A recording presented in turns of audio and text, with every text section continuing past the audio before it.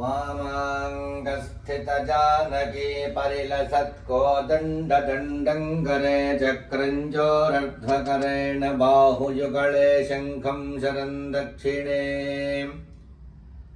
बिभ्राणं जलजाजपत्रनयनं भद्राद्रिमूर्धस्थितं केयूरादिविभोजनं रघुवरं सौमित्रयुक्तं भजे धर्मात्मा सत्यसन्धश्च रामो दाशरथिर्यदि पौरुडेटा प्रतिद्वन्द्वः शरेणं जहि रावणे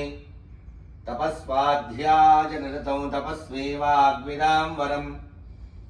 नारदं परिपप्लच्छा वाल्मीकिर्मणिपुङ्गवम्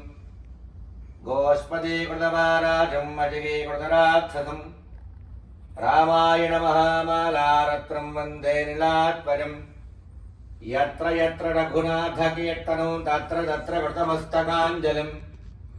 भाष्पवारि परिपूर्णलोचनं मारुतिं नमत राक्षसान्तकम् आञ्जनेयमतिपाटलार्णं काञ्चनाद्रिकमणीयविग्रहं पारिजातमूलवासनं भावयामि पवमाननन्दनन्दनं गोष्पदीकृतमहाराजं अजगीकृतराक्षसम् रामायण महामाला रत्रं वन्दे नीलात्मजम्।